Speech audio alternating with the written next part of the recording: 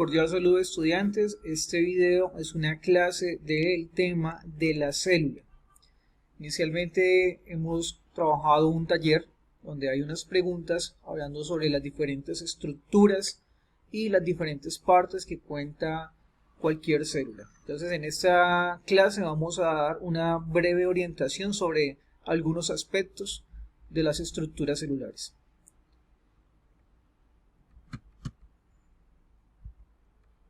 Bueno, tenemos entonces que las células se han dividido en dos grandes grupos. Recordemos que toda célula tiene tres partes: la membrana celular, el citoplasma y el núcleo.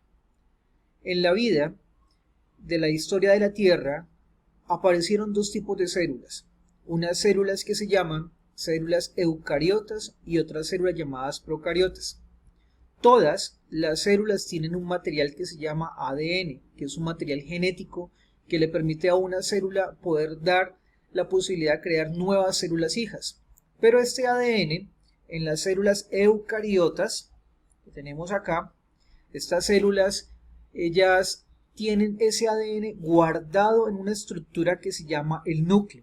En cambio, por ejemplo, las bacterias que vemos aquí tienen ese ADN, pero no hay una estructura que proteja ese ADN. Entonces, las eucariotas se llaman así porque el ADN está protegido en una membrana nuclear, mientras que las células procariotas no tienen ese ADN protegido en ese núcleo. Entonces, las células eucariotas que nosotros conocemos normalmente son la célula animal y la célula vegetal. En cambio, las células procariotas las encontramos exclusivamente en el reino Monera, donde se encuentran las bacterias.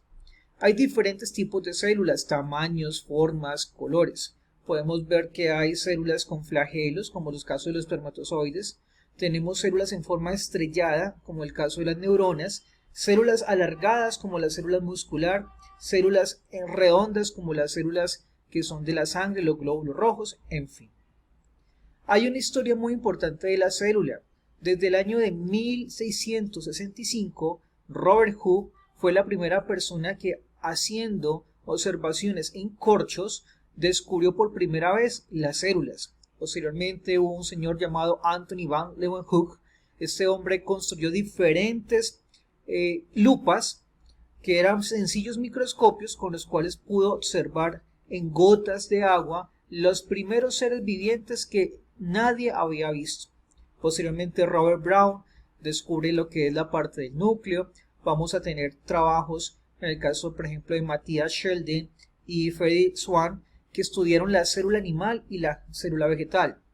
Y ya en el año de 1855, Rudolf Virchow establece un postulado muy importante que dice que todas las células dan origen a nuevas células.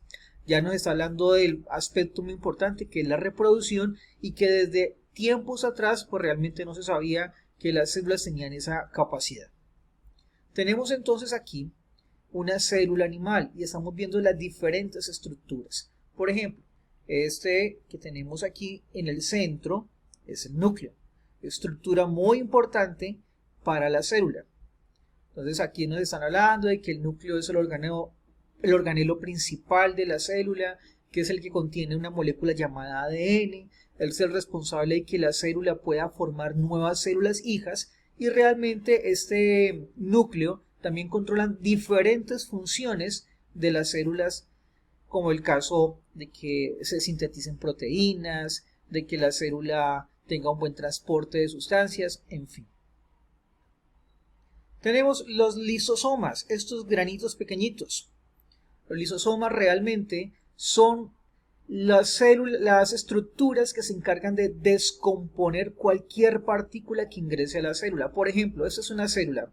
Aquí estamos viendo que la célula atrapó algo. Mira, ingresa. Y inmediatamente los lisosomas liberan enzimas, destruyen esta partícula. Lo que se consume, la célula lo aprovecha, y lo que no se necesita, la célula nuevamente lo expulsa. Entonces los lisosomas son como los estómagos de nuestras células. Tenemos los ribosomas. Los ribosomas son estructuras que tienen una función muy importante. Ellos se encuentran muy cerca al retículo endoplasmático y son los encargados de que nuestras células construyan proteínas. Estas proteínas son importantes, ¿por qué? Porque la célula necesita construir mitocondrias, necesita construir la pared celular, la membrana celular, bueno, todas las estructuras, y todas esas estructuras necesitan de proteínas. Entonces estos, que se llaman los lisosomas, son los encargados de producir esas proteínas que la célula necesita. Tenemos la mitocondria, que es una estructura alargada, muy importante. ¿Por qué? Porque en ella ocurre el proceso llamado respiración celular. ¿Qué significa eso? Que nuestra célula incorpora el oxígeno, ella lo utiliza y ese oxígeno se utiliza para que la célula pueda descomponer azúcares. Resulta que nosotros cuando nos alimentamos consumimos azúcar y ese azúcar llega al interior de las células y en especial a esta estructura que se llama la mitocondria. La mitocondria, ¿qué hace con el azúcar? Lo descompone en partículas muy pequeñas, pero cada vez que descompone el azúcar en partículas pequeñas se libera energía. Esa energía que nosotros la conocemos con el nombre de ATP, que es una molécula, es muy importante para la célula porque es la energía con la que la célula puede hacer todas las funciones. Es así como cuando nosotros nos alimentamos y tenemos energía, por ejemplo, para caminar, para escribir, para hacer ejercicio. De igual forma ocurre con la mitocondria. La mitocondria será la encargada de que esa energía sea utilizada para que la célula pueda hacer todas las funciones que ella necesita. Entonces, esa es la mitocondria. Tenemos el aparato de Golgi. El aparato de Golgi realmente es una serie de membranas que ayudan. Por ejemplo, aquí estamos viendo una partícula cómo está saliendo del retículo endoplasmático e ingresa al aparato de Golgi. Allí, cuando esta partícula ingresa aquí, todas las partículas se aprovechan, es decir, esta partícula se descompone en otras más pequeñas, lo que se necesita la célula lo aprovecha. Pero en el caso de aquellos desechos que realmente ya la célula no los necesita, pues sencillamente son expulsados. O sea que el aparato de Golgi tiene la función de aprovechar algunas partículas, pero también de expulsar los desechos que no se necesitan y los guarda en unas especies de bolsitas llamadas vacuolas que finalmente salen de la célula por un fenómeno llamado exocitosis, como estamos viendo aquí. Tenemos el retículo endoplasmático. Les decía que esta es una serie de membranas donde se encuentra muy cerca al núcleo y aquí se fabrican los ribosomas, que son los que se producen o los que nos producen las proteínas en la célula. Entonces, ese es el retículo endoplasmático. Hay dos tipos, uno llamado liso, porque no tiene estos punticos, y otro que se llama rugoso, porque tiene esos puntos. ¿Y esos puntos qué son? Son los ribosomas. Tenemos la membrana celular. La membrana celular es la estructura que rodea y protege a la célula. Ella tiene una serie de proteínas que permiten que las partículas puedan ingresar y salir. Porque recuerden, cuando nos alimentamos, esos alimentos se descomponen en partículas muy pequeñas y esas partículas deben llegar a la célula. Entonces, algunas de esas partículas atraviesan la membrana celular utilizando estas proteínas. Entonces, de esa forma, muchas de las partículas que nosotros nos alimentamos ingresan directamente a la célula. Otras partículas muy pequeñas, como el caso del agua, como el caso del oxígeno, no necesitan de estas proteínas. Ellas pasan directamente por la membrana celular porque son partículas muy pequeñas. También tenemos que las bacterias y las plantas tienen otra capa más grande que se le llama pared celular. Bueno, ¿qué más tenemos? Los centriolos.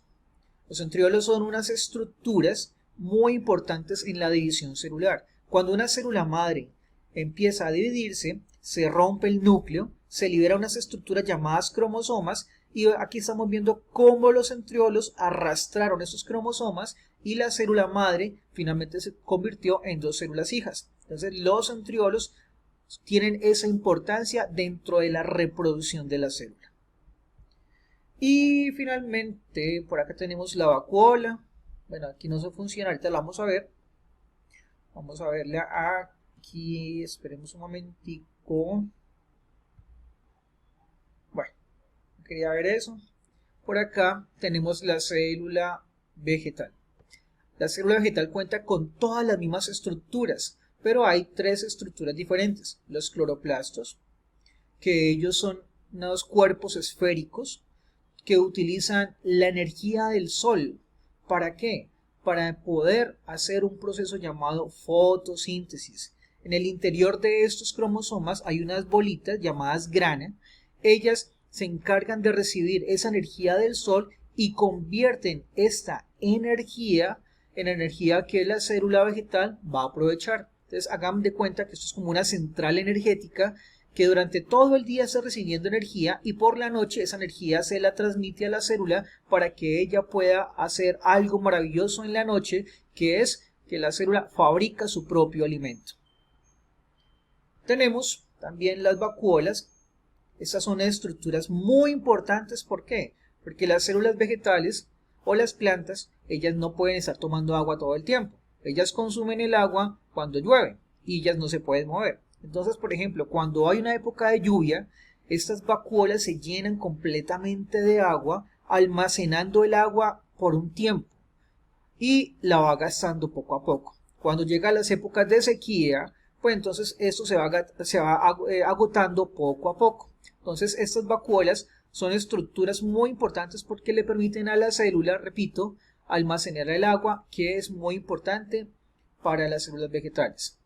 Y tenemos la segunda capa, que no tienen las células animales, que es la pared celular. Recuerden que hay una pared y hay una membrana. Las células vegetales tienen esas dos. Tienen la membrana celular que está protegiendo a la célula y tienen esta segunda capa que se llama la pared celular, que no las encontramos en las células animales. Bueno, esas son las orientaciones del tema de la célula para que lo tengan presente.